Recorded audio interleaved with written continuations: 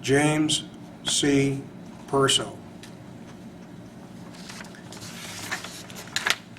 Okay, Say it again. James C. Perso.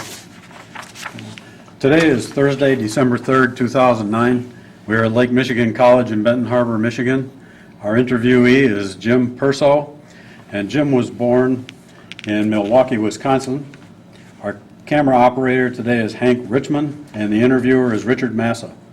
We are performing this interview as part of the Veterans History Project being conducted by Grand Valley State University in Allendale, Michigan.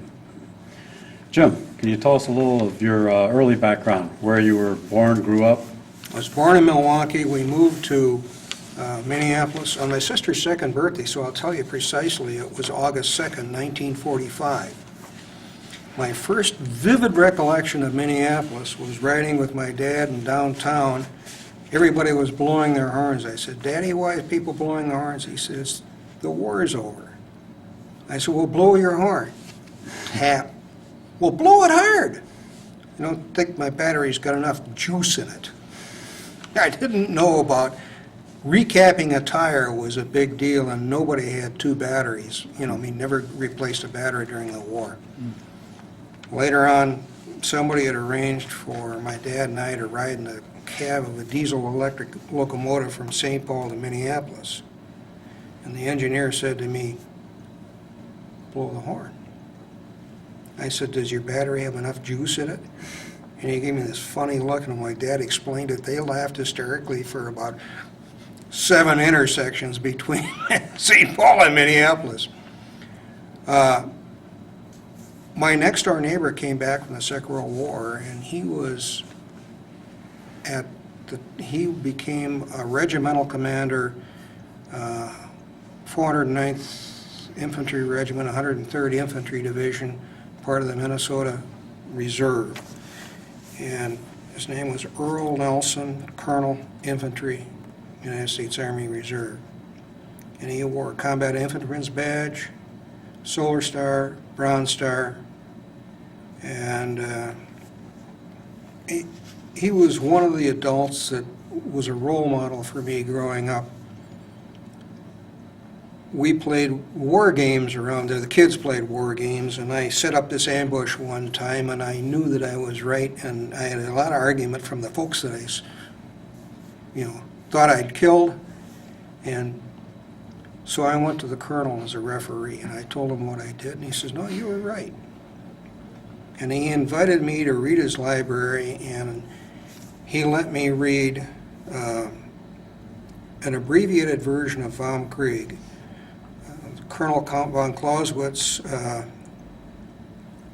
wrote Vom Krieg, but then he wrote an abbreviated version for the Crown Prince of Prussia. And Hermann Göring was so impressed with that little book, he had every Luftwaffe officer read it. And so the preface of this was really interesting because it's got Hermann Göring writing in there, and this was a translation, but I did read it, and I enjoyed it. Now, how old were you when you already had this interest in military activities? Well, I guess I was reading Clausewitz when I was 10 or 12. So, and I knew lots of folks that were veterans of the Second World War, and I thought they were patriots and worthy of being emulated, and I was always interested in the military.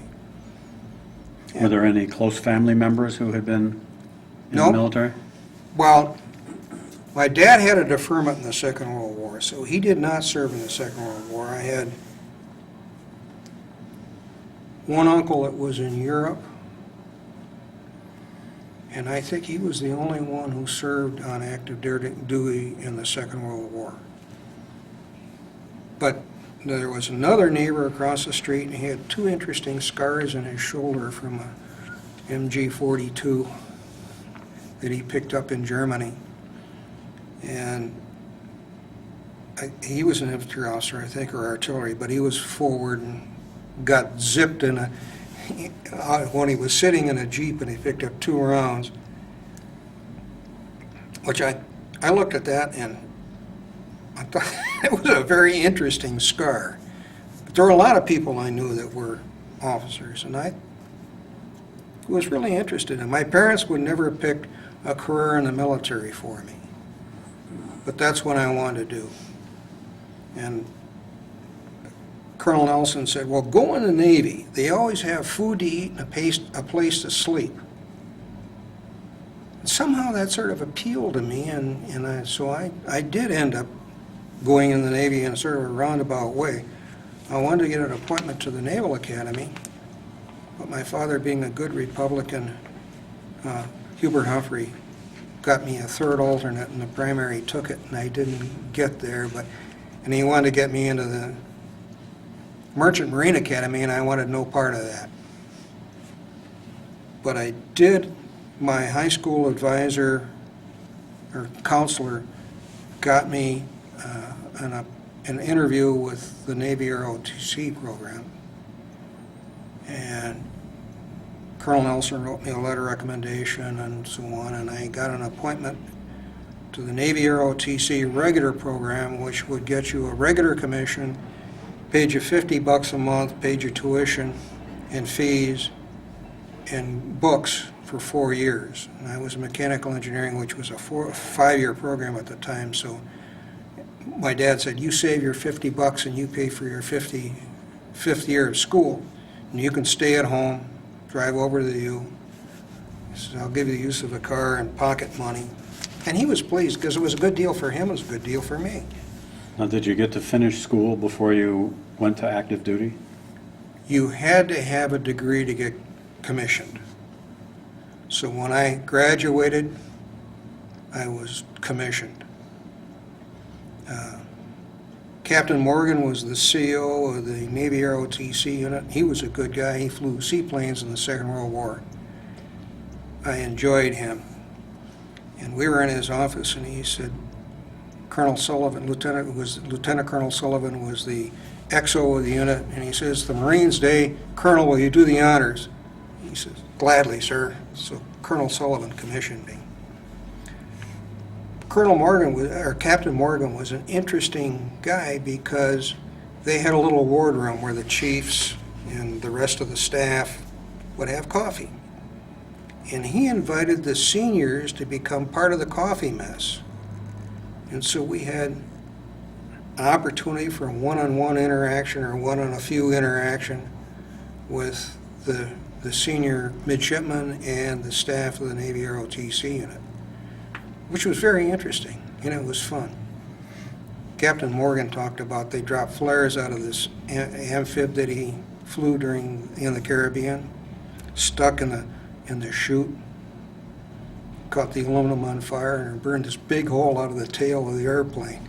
So they managed to land it and keep it afloat, and he kept it going.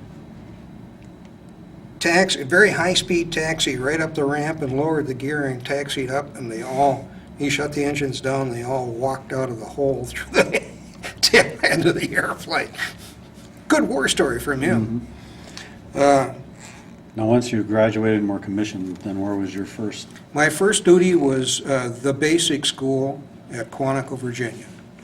The Marine Corps used to have the basic school for new lieutenants.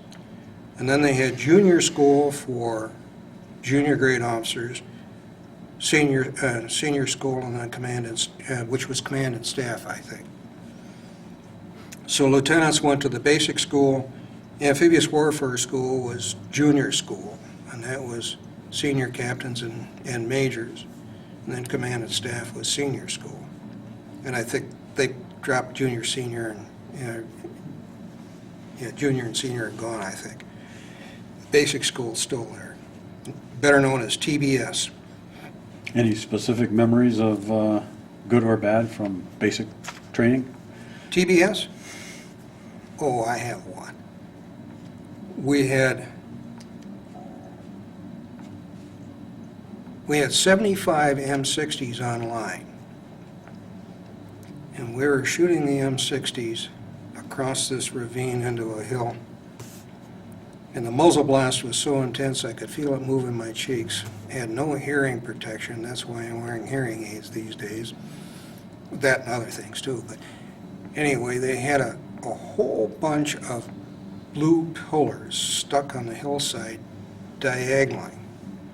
And we had the M60 was on a tripod, and I realized that if I grabbed onto the elevating and traversing mechanism, I could move the elevating mechanism with my middle finger, and I could move the traversing mechanism with my thumb. I tried a couple of, I watched, yeah, this works. So I made it walk up the dummies. Here, cease fire! Who was shooting at those blue pyramids over there? Lieutenant, do that again! So I performed for my whole basic school class, and I walked him up, and he said, now bring it back down. That was a little harder to do, get my hand worked backwards, but I did. So, yeah, I remember that. And I was always good with weapons. Master Sergeant Johnson would take me into the armory at University of Minnesota, and I would take apart M1 submachine guns and M1s and 1919 A4 Browning machine guns, BARs, and I was taking them all apart because I was always interested in ordnance. So all the stuff that had to do with ordnance I did very well at. There were a couple of us that really knew something about firearms. Now, did you express your interest in flying prior to going to the basic school, or was that something that you chose after? My interest in flying was, I always thought it was kind of interesting, but my junior cruise as a midshipman was 4 weeks in Corpus Christi for aviation and 4 weeks at Coronado for amphibious warfare. And that cemented the fact that I wanted to be a pilot and that I wanted to be a Marine. And after that cruise is when I went to see the major and said, I want to be a Marine. He says, we've been waiting for you to come in. And during that cruise, I remember one time the Blue Angels practiced, and then they all sat around and invited all the midshipmen to come over and talk to them. So I was talking to Blue Angels when I was a junior in college, about aviation, of course. A successful recruiting tool, having the Blue Angels talk to you. Oh, yeah, absolutely. Absolutely. So after I completed basic school, I went to flight training. I went to Pensacola, went through ground school, mechanical engineer. That was duck soup, nothing to it. And I had to take some sort of non-technical elective.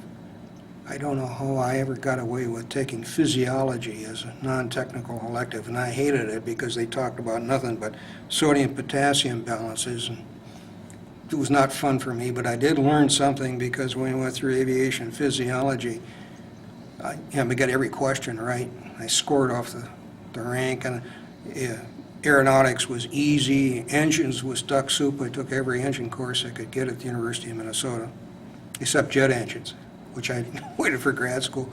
And so after I was done with pre-flight and I was awaiting to go to Softly Field, I got drafted. Everybody else got to go to the beach for a couple of weeks while I waited for the pool to drain down. And I was put in with the people that taught engines, and I had to work on making tests, which was very interesting because to make good multiple choice tests, you have to have answers that seem reasonable, one correct and some that seem reasonable. And they all have to be the same length of words, more or less. And it was hard to make these tests, and I really worked at that. I had a lot of fun doing that, actually. So then I went to Softly Field, went through primary, and went to Meridian, Mississippi, to McCain Field. John McCain was an instructor in VT 7 when I was a student in VT 9, so I knew who he was. And went through all of basic there except gunnery and carrick walls, so then we had to go back to Pensacola main side for taking the T2 aboard the boat and doing gunnery. And having completed that, I went to Corpus Christi, was in a pool for a couple of weeks, went to Beeville, Texas. The married students went to Kingsville, and I went to Beeville. And Kingsville is in the middle of the King Ranch, which is just huge.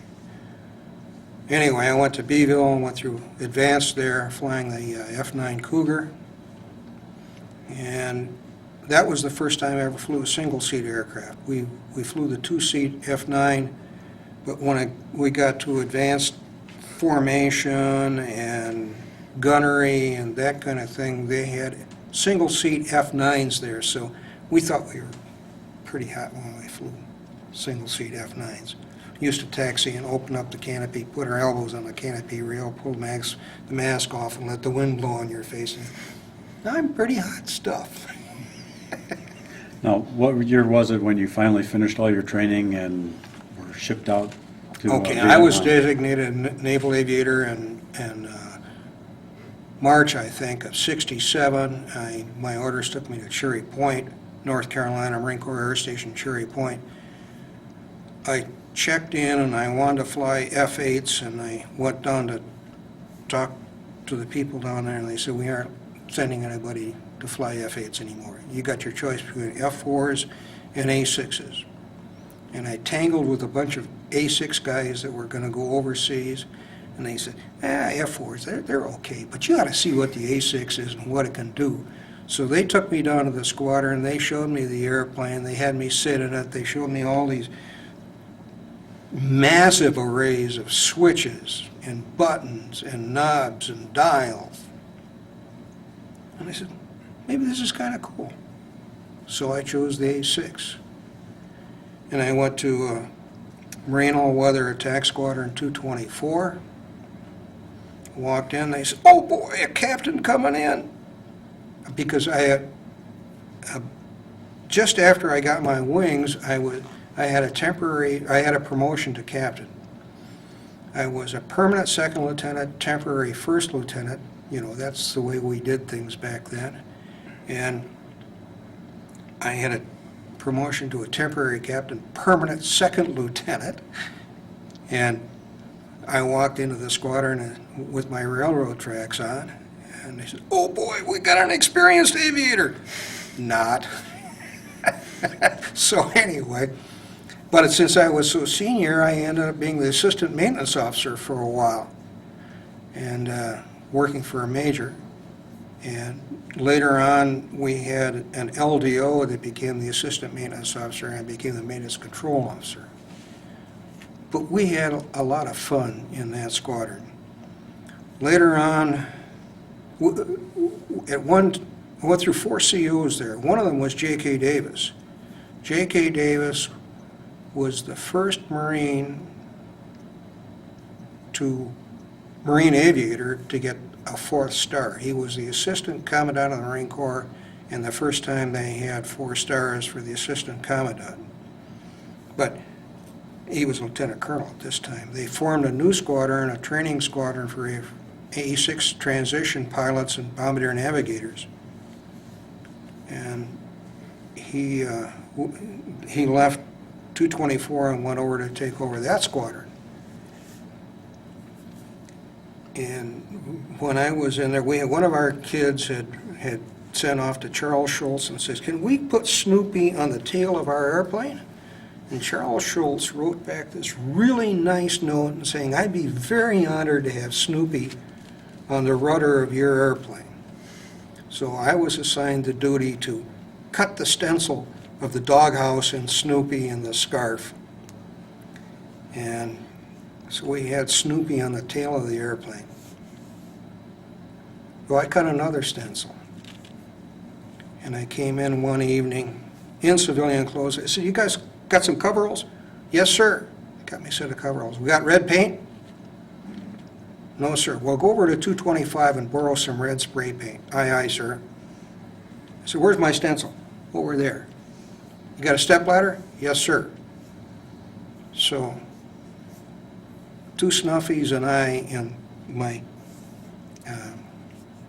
coveralls walked over. I held a paint befitting my rank. one of the snuffies had a stepladder and the other one carried the stencil. So we walked past the armed guard to get into 225's hangar where 202s, they were there, and we opened up the stepladder, and I climbed up and stood on the tailplane of one of the planes that they had. They only had two at the time. They handed me up the stencil, then they climbed up there, they held the stencil, and I used red spray paint to spray paint a fire plug on their rudder on both sides. And nobody said anything about it until the next morning when J.K. Davis came into work and he looked at that. And our then skipper was Paul German, Lieutenant Colonel also. And he called up Colonel Davis and he said, "John, what are you doing?" "What's the matter, Paul?" "Why did you spray paint a fire plug on my airplane?" "I don't know what you're talking about." And he had no idea what was going on. He was absolutely innocent of this. It was just me having a good time, and the troops too. So we got away with that, and when I left 224 before I went overseas, I told that story at my going away party, and Paul German said to me, "Good job, Jim. Well done." As a matter of fact, it was well done is what he said. And you know, in the naval service, that's the highest praise you can get is well done. Those two words. Now, when you left to go overseas to Vietnam, did you leave from North Carolina or did you leave from California? Well, And what I went home on leave. I went home on leave, and then went to San Francisco and flew from San Francisco to Okinawa, I think. And there was a very brief introductory about what to do. I think we got a chance to fire the M16. They'd introduced the M16, and they really had very disastrous results of that because they recycled artillery ammunition for the propellant in the M16 projectiles, or cartridges. And in order to take the acid out of the old propellants, because as it ages, it liberates a little bit of acid, so they put some sort of stuff in it, like baking soda. It's not baking soda, but it's something like that. It sort of neutralizes the acid. The problem with that is the byproduct of it was very dirty. And so the M16 taps gas off and runs it through a tube which runs into the bolt carrier and makes it operate. Well, shooting dirty ammunition would plug up that tube, and that was not part of the thing to be cleaned. There were no instructions to clean it and no way to clean it. And so there was a very bad situation where a Marine outfit got overrun by the VC, and a lot of Marines died. And when they retook the hill, they found, not only did they find the Marines' bodies, but they found all these M16s, and every one of them was broken open, non-functional. And so they wanted us to know, everybody to know how to fire an M16. So that was part of my pre-combat training, and that was done in Okinawa. Then I flew from Okinawa down to Da Nang. We went into a processing center, and A6 pilots either stayed in Da Nang with VMA 242 or went to Chu Lai with 513. And What was your first impression as you entered Vietnam?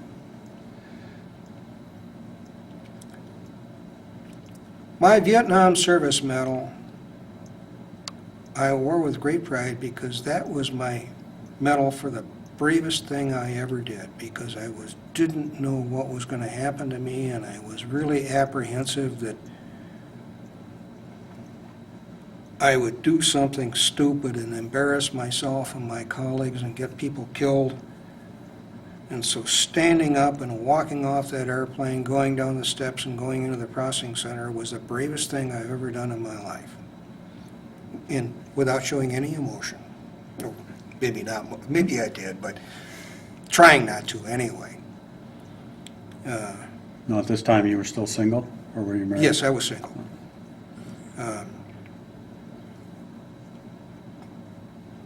I ended up going to 242, and that was okay. It was right there. My first quarters were a Southeast Asia hut with, which is basically a frame of wood, and the lower half of the wall has got slats overlapping slats at a 45-degree angle, so the air can move through it, screen on the inside of the building, and then screen on the top part of it.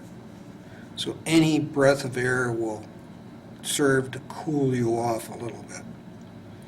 Later on, air crews got Quonset huts, and they put a Quonset hut and they quartered it and put an air conditioner on each end, a room air conditioner, and you had 8 officers, eight air crew were in the Quonset hut, 2 in each quarter.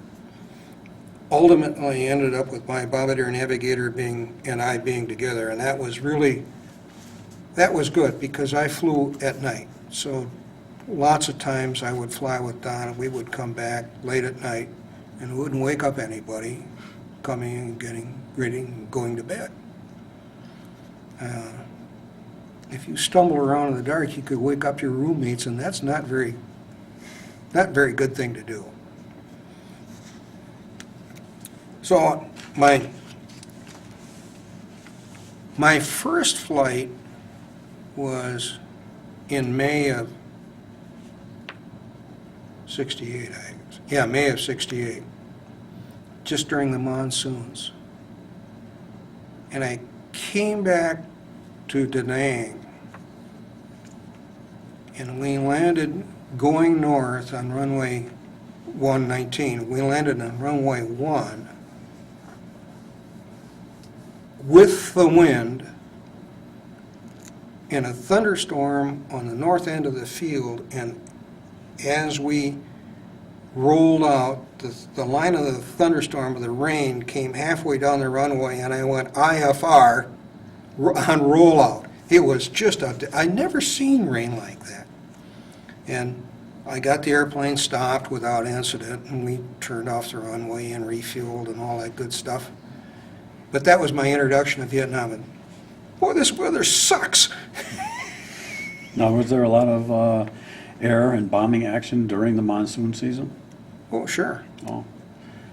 Some reason I was thinking that because of the weather, it had kind of slowed down during those periods. The A6, basically, we flew at night. 80% of my flying was in 160 missions at night and only 43 in the daytime. We would hunt trucks and whatever at night, and so the weather didn't stop us. Although I can't tell a story about that. Remind me about that in a minute. I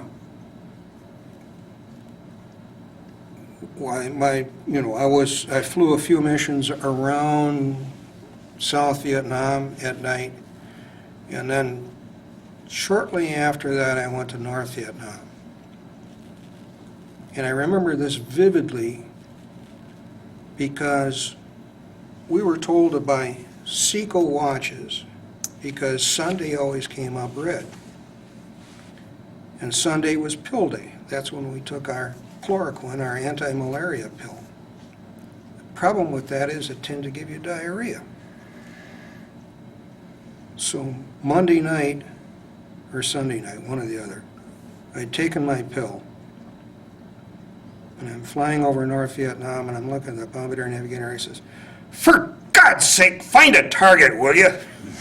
I gotta go to the bathroom." Yeah, you can't, sitting on an ejection seat, you got no options. Eventually we found a target and we made it back and I was okay. But that was the hardest part. My first mission in North Vietnam was not embarrassing myself beyond all measure. Someone would have said you were just scared Yeah, blank. yeah, Now, not true. You mentioned hunting trucks. What type of identification equipment did you use to find them in the jungle, in the dark, in the rain? The A6 was a very sophisticated aircraft. The design was frozen in 1958. The system had an acronym of DIAN, Digital Integrated Attack Navigation Equipment. We had a search radar for target acquisition. We had a track radar for locking onto it and getting range, precise range, depression, and azimuth from the armament datum line of the aircraft. We had a digital computer that memorized the ballistics of all the weapons, and they were stored on a rotating drum, great big thing. Take 5 Marines to pick up the system and carry it. When the E6E came out, you'd put it all in a briefcase, but it was an old technology. And then we had an air data computer, and we had a Doppler radar to get wind shift and so on. We could lock on to, or the Bombardier Navigator could enable AMTI, Airborne Moving Target Indicator. If you looked at weather radar and you see all this ground return, and then you do the MTI where they cancel out the ground return, where nothing's moving, that's MTI. And we could cancel out, that's working backwards from MTI. If something was going very slow speed, it would pop out on the scope, and the Bombardier Navigator could lock onto it. And if we were in North Vietnam or Laos, well, that's a free fire zone for anything moving. That's fair game. We would go hunt trucks in North Vietnam and Laos. And even the Ashaw Valley, even though there was never a truck in the Ashaw Valley that I ever heard of. But that's what we did. We used, early on they were using CBUs, but the bomblets would go off, they would pierce the gas tanks, they would puncture the tires, but they would go out and recover the vehicle, repair it, and put it back in service. So we started using, and when I was there, we were using 500-pounders, Mark 82s, with 18-inch daisy cutters, and I gave you a picture of that,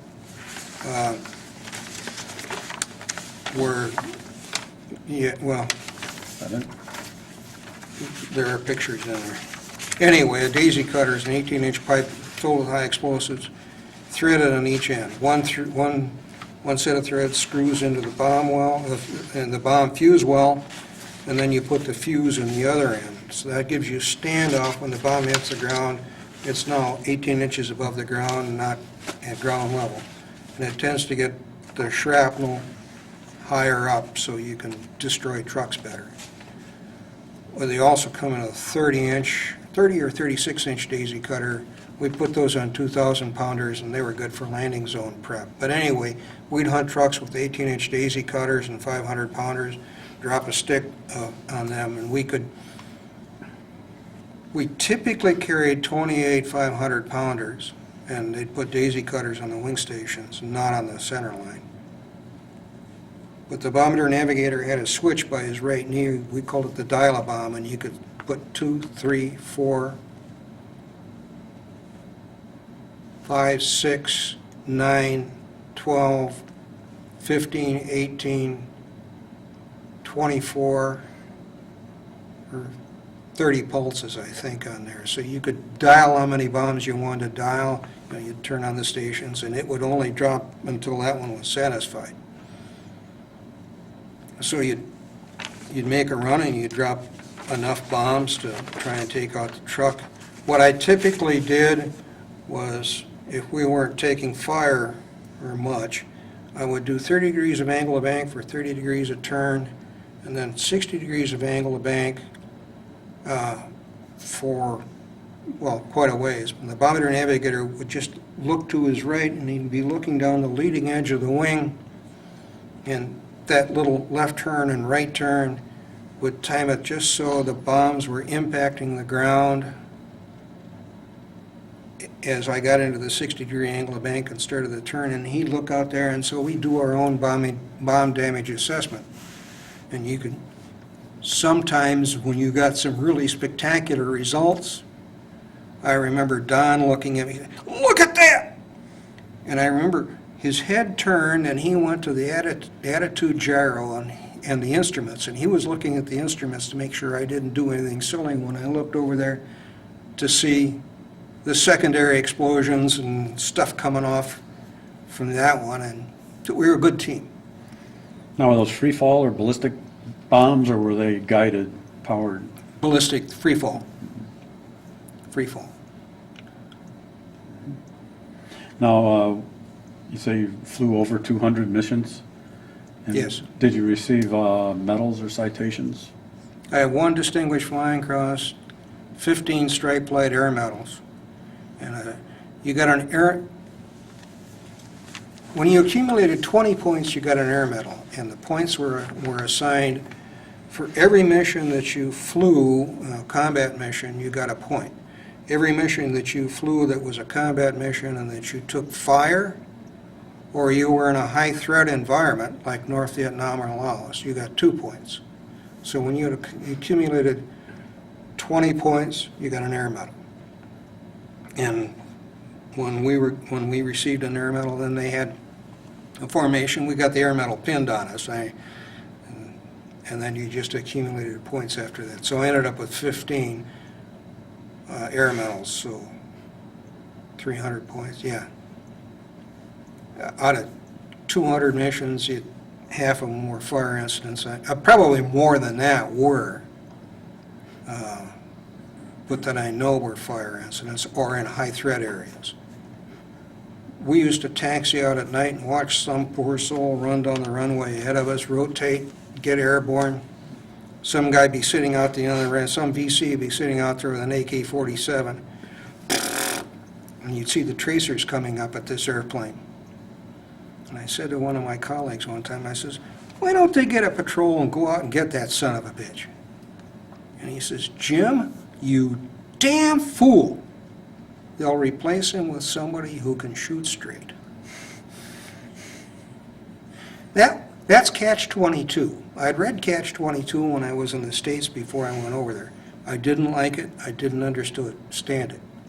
I reread it when I was in Vietnam, and then I understood what Catch-22 really meant.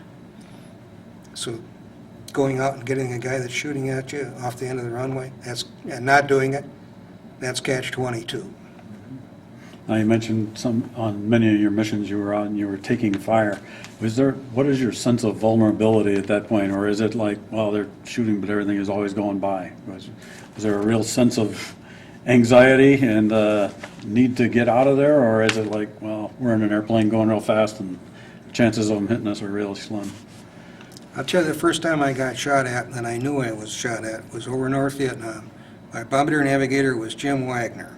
He'd flown Rolling Thunder missions to Hanoi and Haiphong. So he was an old hand, and he had extended his tour. And he was a little myopic. He wore glasses, and he had his head in a boot. And I'm looking out there, and this string of orange balls goes over the right wing. And I thought they were going right over the wing. I thought it was really close. I just got shot at. Then here comes another string of fire. I says, "Jim, they're shooting at us." He comes out of the boot, and I have this vision of him looking out there, trying to focus his eyes. And he says, "Oh, hell, that's not close." And so we just motored down the road looking for trucks. And I said, if this old hand can face enemy fire that way, I guess I'll face enemy fire the same way. Now, did you always fly the same plane? No, didn't have my name on the airplane at all. And we flew whatever was up. And if we were going to hunt trucks, we needed a system. If you're going to go out and do other kinds of missions where you didn't need the system to be functional, you're only going to be an iron bomber, we'd take anything they had.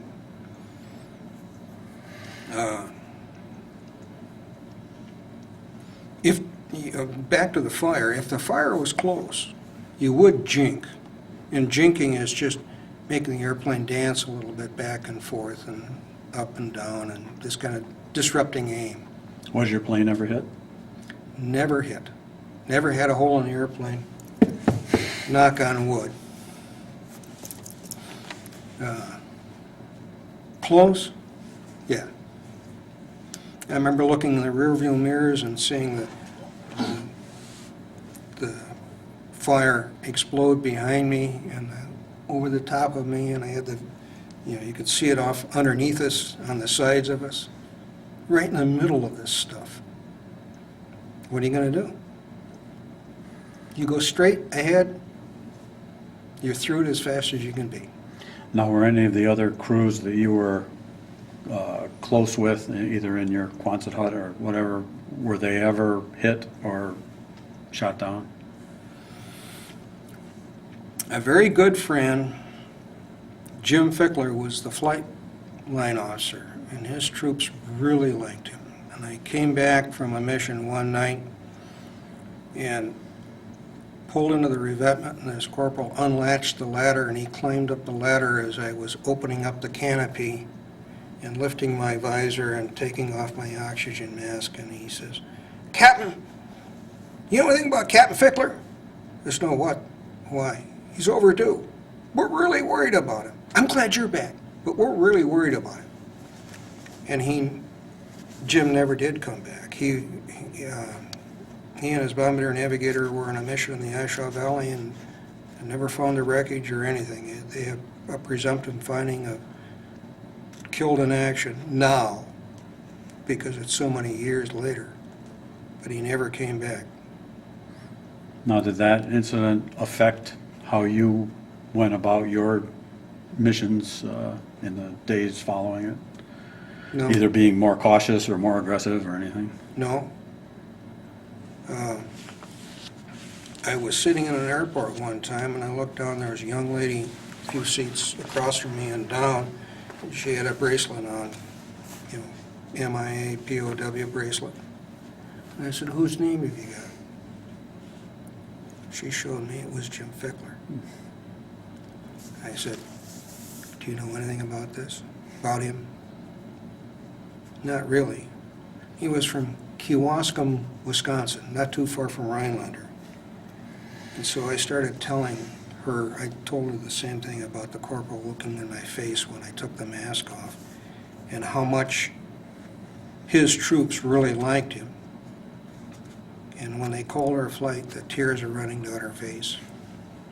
And I walked her up to the gate, and the stewardess who was taking the tickets was looking at this and wondering what the hell that's all about. And I said, "Goodbye." And I said, "Are you flying on this flight?" She says, "Yeah." And I said, "Well, she's wearing a MIA bracelet of a friend of mine.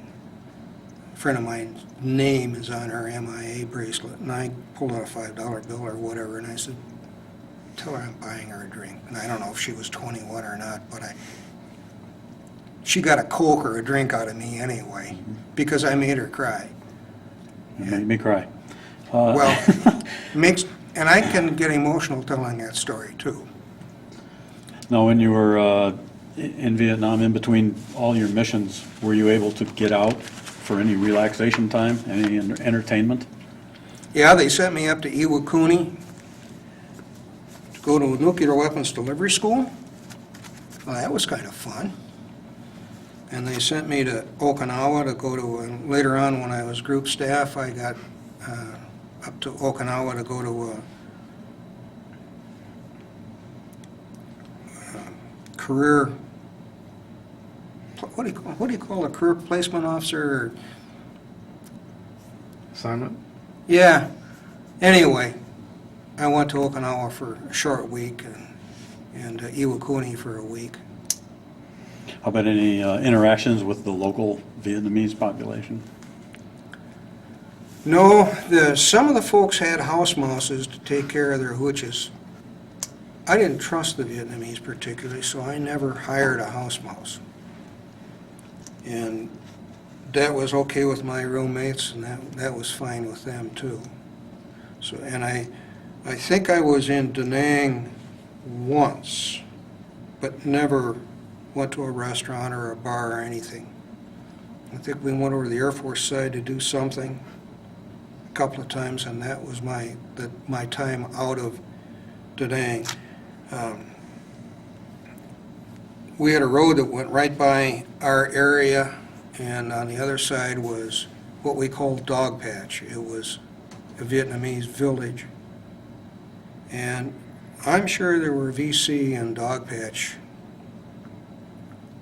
One time when I had the group duty officer position, I went out with the sergeant of the guard, and I looked up, and here's this young green Marine.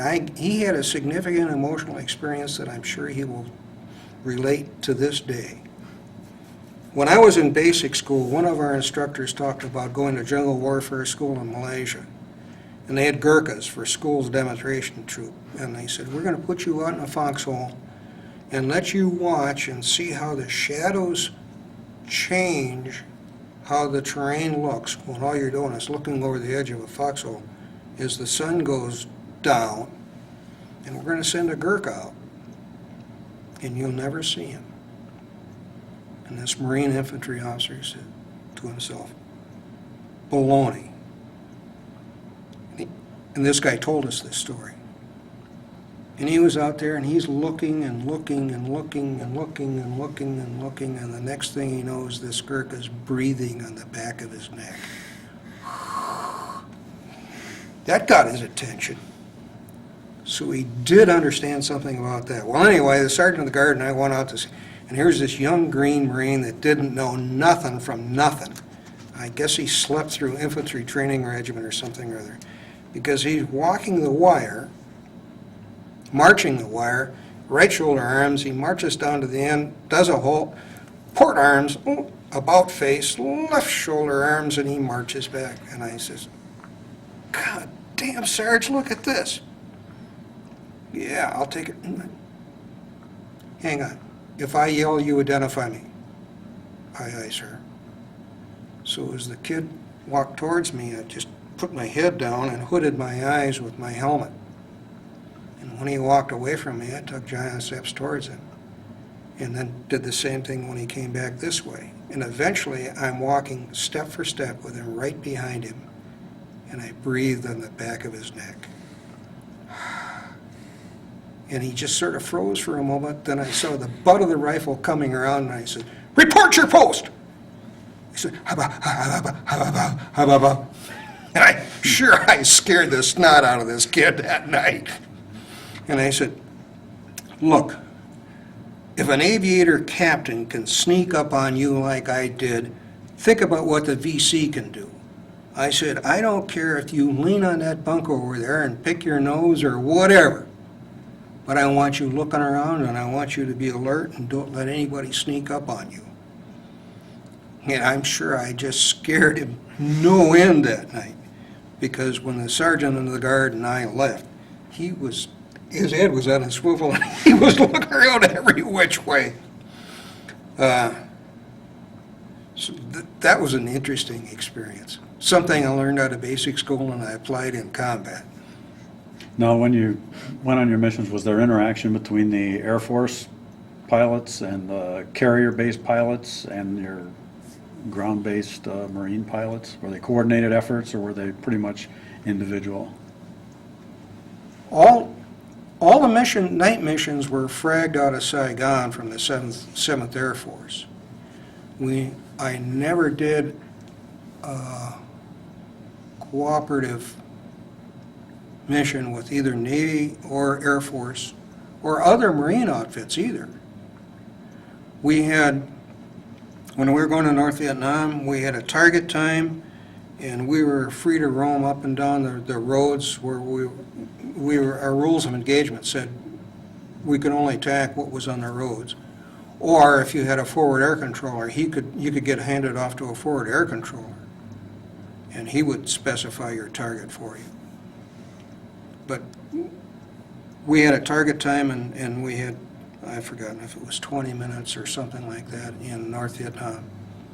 And the whole idea was keep pressure on the Vietnamese and don't run into friendly airplanes. I did tell the story in class about one point target we had where we were given the coordinates, map coordinates of a cave and told, and an attack axis, basically running south. And so my bombardier navigator and I looked at the map, and he figured out what he thought would be a radar significant point, and we had the Latin lawn of the cave, and we went up, and he identified his radar significant checkpoint, to update the computer, and we put the coordinates of the cave in, and we set up the attack running in on that one. There was an Air Force flight, call sign Cadillac, that was working on the coast. And we ran in, and I think I dropped 3 2,000-pounders. And I have a vision of at least one of those bombs going down the mouth of the cave. There must have been ammunition in it or something, because we dropped the bombs, and it went off, and I looked in the rear view mirror, and the whole sky behind me is yellow. And I scared Cadillac. He says, "Cadillac, check! 4, 3, 2. Cadillac lead says, "What was that?" Because Cadillac lead was afraid one of his birds had gone into the ground. So I said, "Cadillac, manual 413. I'm over to the west of you playing around." He said, "What'd you hit?" "I don't know, but it must have been spectacular." He says, "It was." So that was my interaction with, Okay.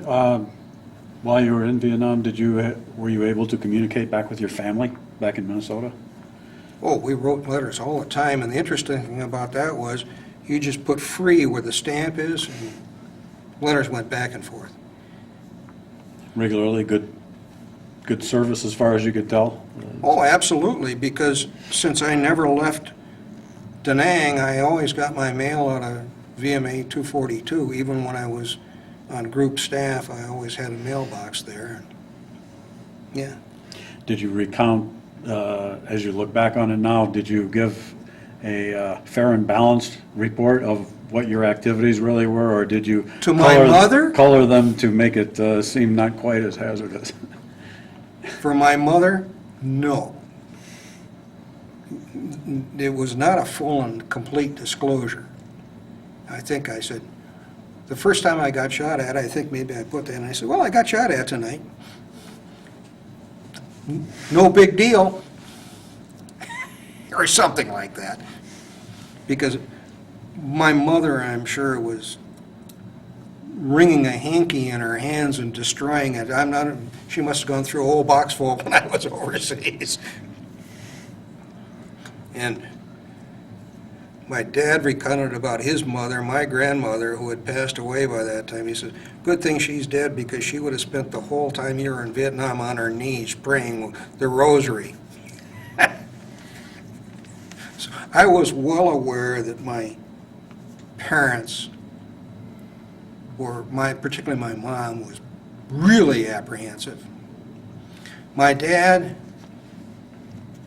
wanted me to go get a portrait taken before I went overseas, and I knew exactly what he was doing. I says, "Okay." So, did that. Since you were in Vietnam, how long? Just over a year, is that right? 13 months, 300, I think an average tour was supposed to be 388 days, and I think I got out early 385. Let's see, and you flew 200 missions, so about every day and a half or so you were Yeah, in the air on a mission. yeah. Okay. What did you do to relax or decompress in that? Go to the bar and off drink. time? No, not, write letters. We did have movies, and sometimes, if I was flying at night, we'd go to the old club, and they had a movie on the patio, and you'd get yourself a soda and watch the movie, and then head down to the hangar at midnight or whatever it was, and fly your mission. A lot of times, we'd come back from our mission, and we'd go to the mess hall. the enlisted mess hall had mid-rats. And so if we met the right time, we could go in there and get midnight rations, mid-rats. And the food in Vietnam was excellent. We had a big area that had a kitchen. They had staff NCO serving over here. They had the enlisted people here. They had NCO area in the enlisted mess and the officers' mess over here, but we all had the same food. And it was good. It was the best food I had out of any mess, was the food in Vietnam. Okay. Another question back on your missions. When you go, how many hours would you spend in the air? And what was the, when you come back, you're probably limited by amount of fuel you could carry. Were you ever concerned about not having enough fuel to make it back to base? I was never concerned about having enough fuel, about not having enough fuel to get home. Sometime, I remember starting a penetration, attack and penetration at night, and Da Nang Tower comes up on guard. Da Nang's under attack, all aircraft depart the area. And I looked out and you could see the explosions of the rockets coming in, the flashes around the airfield. And so we just went out and we came back, and they opened it back up and we came in. One time we did that, and so I looked at the gas and I said, I'm just about bingo fuel, which meant I had enough fuel to go from where I was to Ubon, Thailand, to go over to the Air Force Base at Ubon. So I called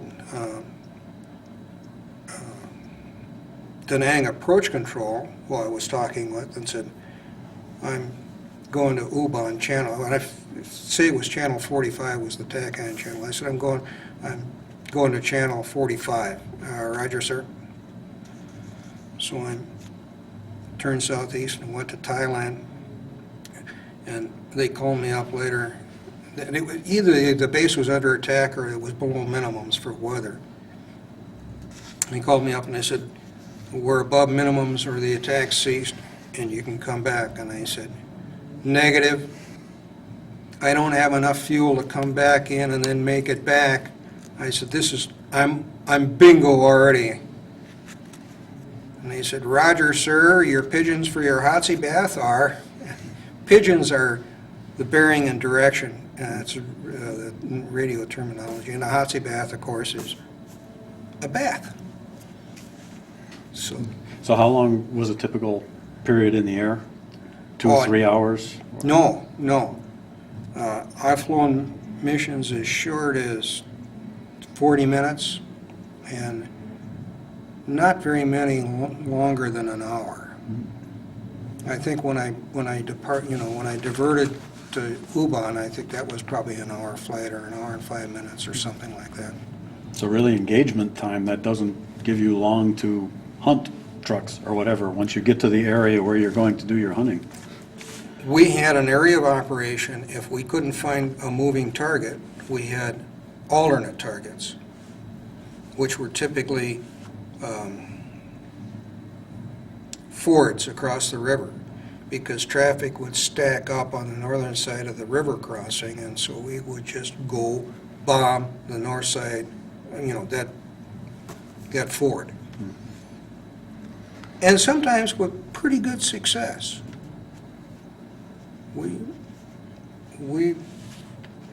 was up in North Vietnam one night and the AMTI didn't work, so we went to our alternate target and dropped our ordnance.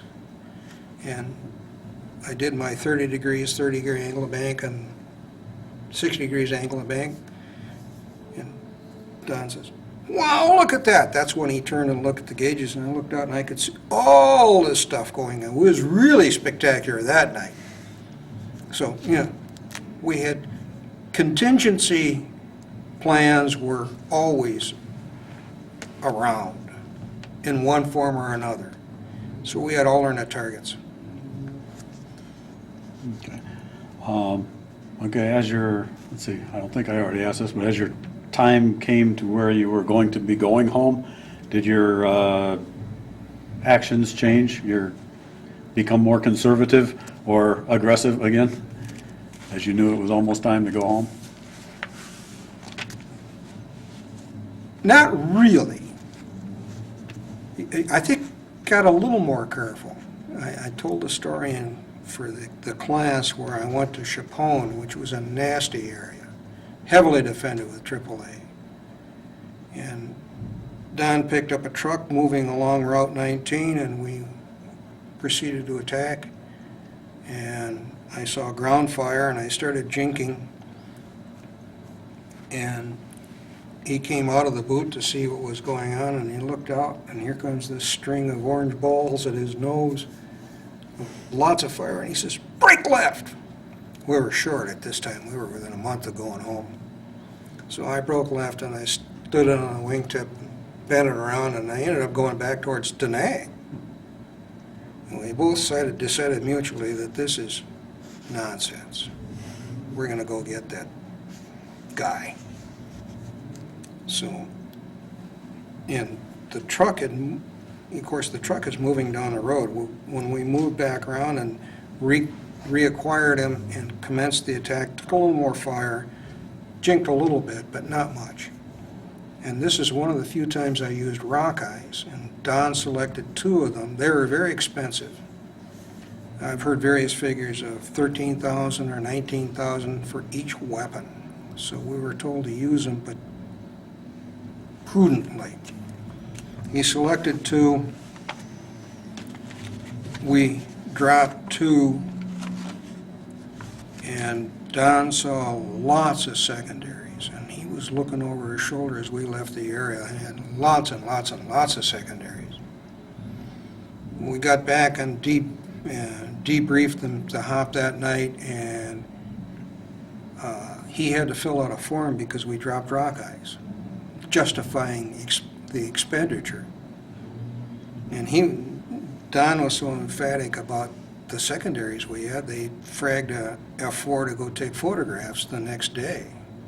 And they found the burned out truck, but we'd also taken out a resupply point too, serendipitously. Didn't know it was there. But the rock eye opened up, and I think there are 452 bomblets in one rock eye or something like that. They're like a bazooka round. Anyway, a lot of them. It's an area weapon. It's an anti-tank weapon, good for trucks, and also resupply points, because there were still fires and stuff was burning and lots of destruction there. So sometimes you get lucky. You mentioned a while ago about rules of engagement, and when you were in North Vietnam, it was free fire. Not exactly. Rules of engagement were very restrictive because we could free fire anything on the road, but I think we were limited to within 50 meters of the center line of the road or something like that was the only place we could hit. Okay. My real question was going to be, what do you think about rules of engagement like that, where it so constricts your So ability restrictive? to do a job of win a battle or a war? Catch-22, but you know, orders are orders, so you follow the orders. Don't have to like it. Didn't like even being in combat. But you follow the orders.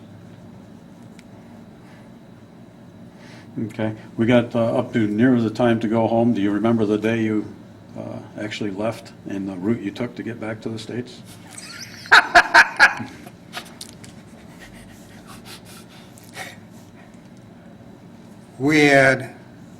The previous night we had potato salad in the officers' mess, and it was really good. At lunchtime they had it again. What I didn't know was they left it sit out all night. Boy, was I sick. I was in the head all day long, and I'm trying to go find the flight surgeons were all in bed, and the corpsman wouldn't give me any, what's the medicine that locks you up? I can't remember what you call it, but anyway, it's like cork.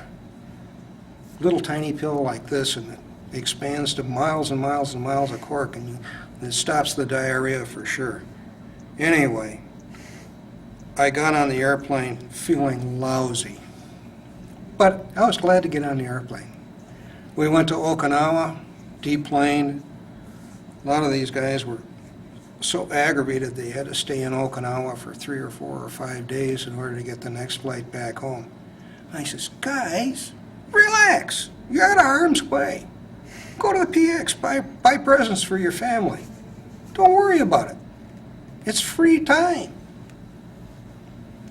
Some folks didn't see it that way, but I did. What was your point of return back in the States? El Toro, as a matter of fact. We flew into El Toro and they rolled out the red carpet, and I didn't want to walk on the red carpet because I didn't think that I deserved to walk on the red carpet. But anyway, had to do that. Went through Customs and Immigration, and I had an enlarger I bought because I started doing photography when I was in Vietnam. And I remember we had a corporal going through all my stuff, to see if there's any contraband in there. And I was so infuriated that here I am, I'm a commissioned officer, my word is my bond, except when I'm coming back home. And they're searching my gear for contraband. And I was madder than a wet Like hen. what? What would they be looking for? Drugs? Or what was the primary thing of contraband they were looking for? I have no idea what they were looking for. Drugs, certainly, any kind of contraband. Weapons, drugs, I have no idea. But it was a welcome home at the base anyway when you arrived back. Well, there was a red carpet, but then there was, then I remember, I found out that there was a red light. Is that what you call an all-night flight? Red eye? Red-eye flight, yeah. Red-eye flight from LAX to MSP, Minneapolis. That's where I was going, nonstop. And I got on it, and I called my folks from Los Angeles and said I was in Los Angeles, and I was on this red-eye flight, and I would be at the airport at 5 o'clock in the morning or whatever it was. And they said, good. And then we went out and got in a cab. And we're going down the freeways of Los Angeles at 85 and 90 miles an hour. I'm thinking, Jesus Christ, I survived 203 missions, combat missions, and I'm going to get wiped out in a taxi cab on a freeway. Anyway, we got to the airport. I got on the airplane, but I was so excited I couldn't go to sleep.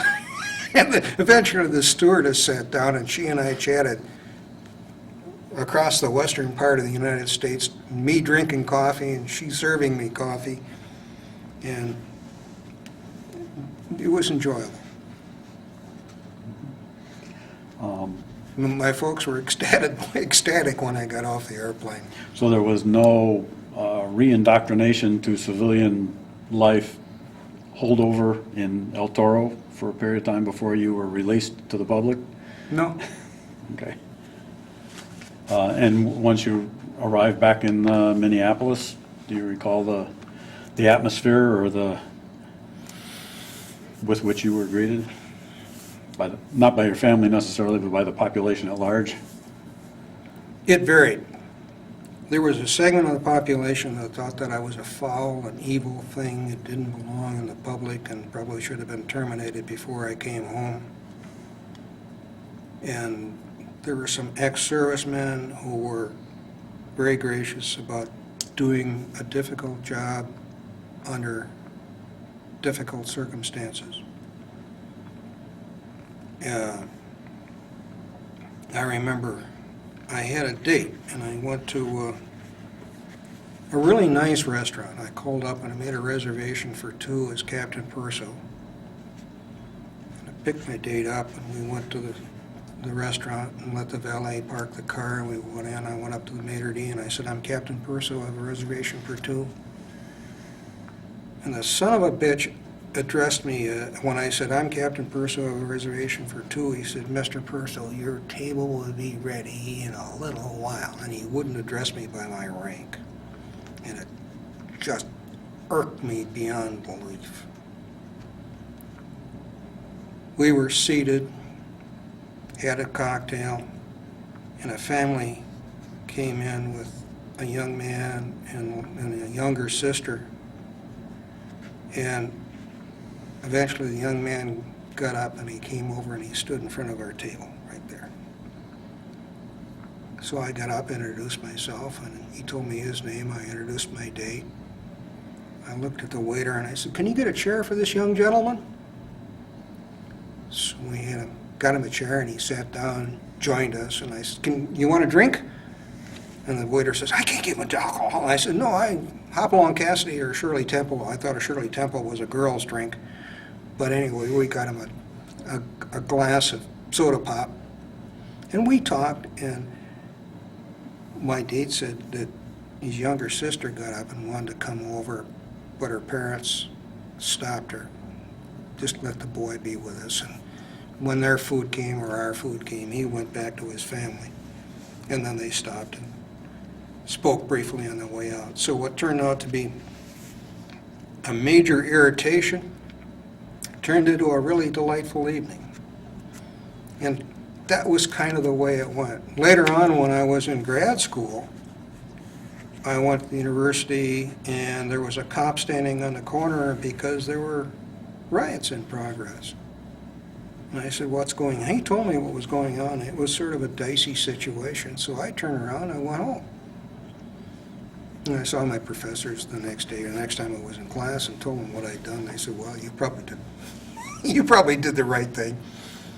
So, and that was after I was out of the Marine Corps. That was 71. Now, you certainly have a good recollection of all these things. Did you keep a diary while you were in Vietnam? No, you were prohibited from having a diary. Well, if it got captured. No. But I've stayed very close with some of my colleagues, and I've checked all my war stories with my bombardier navigator and others, and they said, "Yeah, I remember it exactly the same way." So 2 of us have the same recollection. Do you feel that your time in the service prepared you well for your later career? And what was your later career? Good point. Don't let me forget to address that.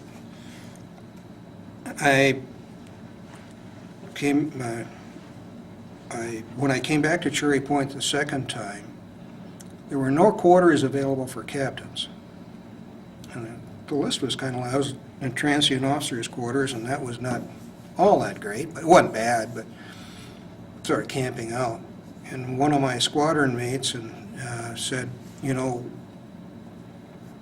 there are furnished apartments up in the apartment complex that I live in New Bern, which was 20 miles north of Cherry Point. So I went and saw the housing officer, and he says, "Yeah, if you want to get quarters allowance, we'll give it to you, because the list is really long." So I said, "Okay." So I went up and I found a furnished apartment and got quarters allowance. And one day I watched this sort of pickup volleyball game adjacent to the parking lot, and there was a girl there. I went over and introduced myself and ended up marrying her. And we were married at Memorial Chapel on the base. And I applied for grad school at the University of Minnesota and was accepted. So I resigned my commission and went to grad school. Oh, and did my and got a master's degree in mechanical engineering. I interviewed with Whirlpool, and I was hired. I came here to St. Joe, and then research and engineering, and back and forth. Eventually, I was in the World Washer Group. We had 3 plants that we built from a green field, one in India, one in Brazil, and one in Mexico. And I was involved in all of that. And we had some difficulties, and well, I had lots of difficulties in India, but which is, you might expect, but they sent me to Pondicherry to get some things squared away, and I had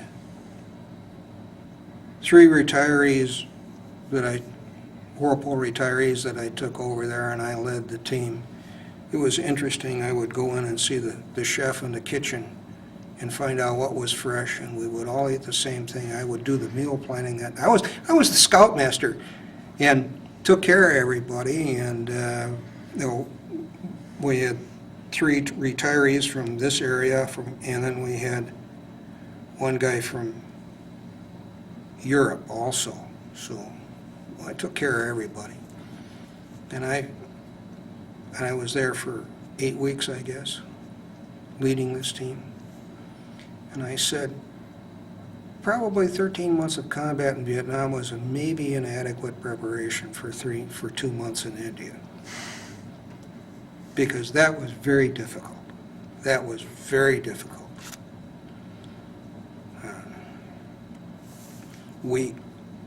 Every day we would drive by Pondicherry Engineering College and the University of Pondicherry, and I talked to the senior people in the company there.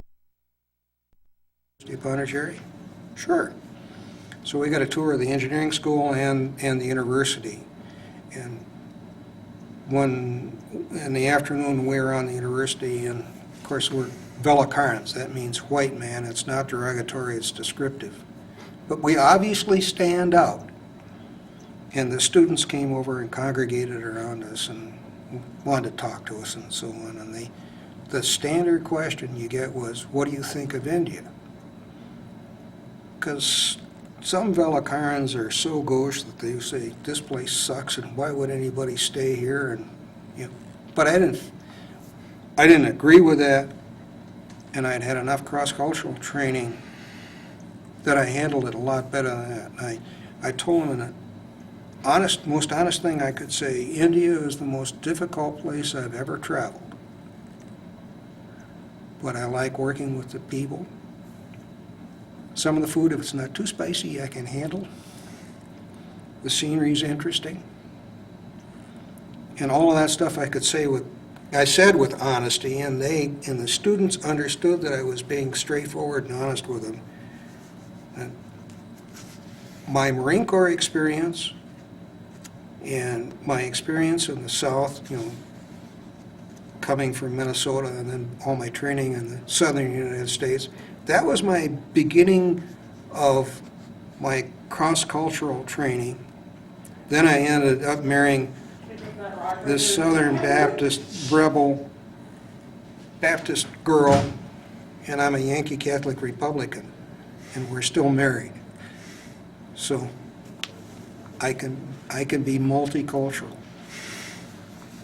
And I ended up my career at Whirlpool doing that kind of thing and enjoying it. Between the Marine Corps and Whirlpool, I've been to 6 continents and 29 countries and thoroughly enjoyed it. Okay. Is there anything else you'd like to add that we haven't covered? No, did you get a chance to read any of the stories I wrote? I have not, no. Okay. Let me give you just brief background on that. One of the guys who was in 242 wanted to bring up a website and talk about the Marine A6s in Vietnam. And so he did that, and he solicited air crews to write stories, which I did. And and I used a lot of that material when I did the presentation for the Lest We Forget group. And I enjoyed doing that. And that was the background of those stories. So that's what you've got there. That's the reason that we did that. Okay, thank you. Oh, go ahead. One other story. When I was in Vietnam, they said, Jim, go down to group headquarters and at 1430, and they've got something for you. So I went down there, and here's the sergeant from headquarters Marine Corps doing oral history, and I had no idea what he was doing. So I looked at him and I said, what's going on? And I didn't get any adequate preparation. I didn't think about what I should say. I didn't know. So my first attempt at oral history was a disaster, and I said, I'm not doing this. So here I am today. Sarge, wherever you are now, I apologize for not being ready for them, but in the intervening 40 years, I've become better prepared. And that's my motivation for agreeing to participate in this oral history program.